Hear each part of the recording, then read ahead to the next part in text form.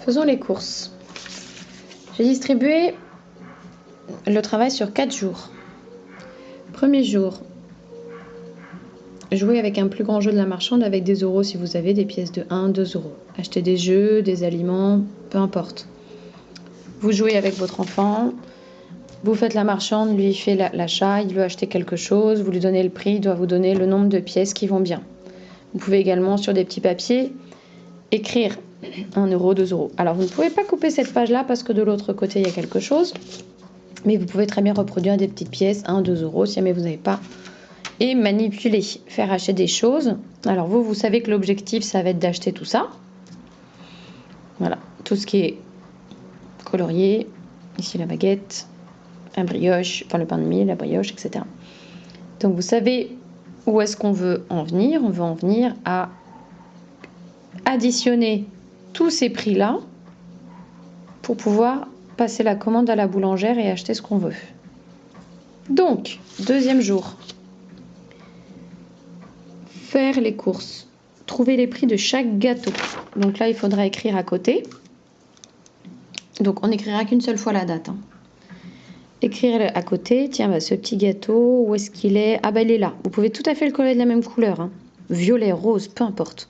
Moi, j'avais que 3 couleurs en stabilo, c'est ce qui ressort mieux ici. Donc 2A. Donc du coup, à côté, on va pouvoir écrire à gauche ou à droite, peu importe. Allez, je vais écrire à gauche. 2, ça c'est pour la petite brioche. La petite religieuse. Ah bah elle est là. Combien elle coûte? 1 euro. On va s'appliquer à dire le mot euro parce que c'est pas un tout seul, ça va être 1 euro. D'accord. 1. Très bien. La baguette. Ah, elle est là, la baguette. Très bien. 1 aussi. Ok. Ça, c'est l'exercice du deuxième jour. Vous pouvez bien sûr rejouer à la marchande. Ensuite, j'ai fait... Trouve le prix de chaque gâteau. Ah bah du coup, j'ai brûlé les étapes. Bon, très bien. Ça, c'était déjà l'étape 2. En fait, la première étape, pardon, c'était oralement. Donc, oralement, c'était dire le prix des gâteaux. Bah, ça coûte combien? Ça coûte 1 euro. Voir en fait que les étiquettes de prix sont à côté. Bah, combien ça coûte un croissant, une chouquette, etc., etc. Voilà, puis colorier peut-être les étiquettes de prix, ça c'était pour le deuxième jour. Donc la deuxième étape, c'est écrire les prix des gâteaux, des pains voulus par les 3 enfants à côté de leur commande. Donc ça, c'est ce que je viens de faire. Voilà.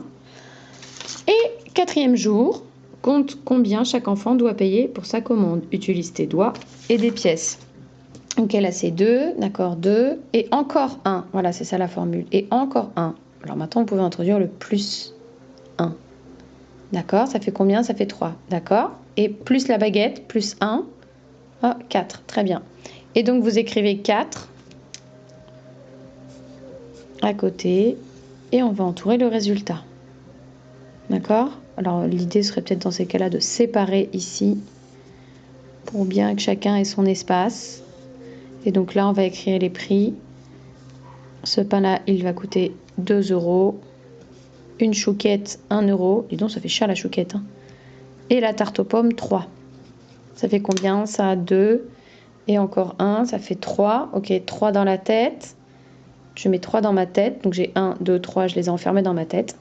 Et j'ajoute 3. Donc 3 dans la tête, plus encore 3. Donc 3, 4, 5, 6. Ok, donc 3 dans la tête et encore 3 pour le prix de la tarte aux pommes, ça fait 6. Allez, j'écris 6. Même chose pour le dernier. Le premier, l'éclair, il coûte 1 euro. Le pain au raisin, 1 euro. Le pain de mie, 3 euros. D'accord. 1 plus 1, ça fait 2. 2 plus encore 3. Tiens, c'est marrant, j'ai 3 doigts ici sur mes mains. Et si jamais je les lève, ah bah qu'est-ce que ça fait tout ça? 5. Ah, magnifique. 5. Et j'entoure. Voilà, vous pouvez améliorer le jeu, bien évidemment, le faire un peu de diverses manières.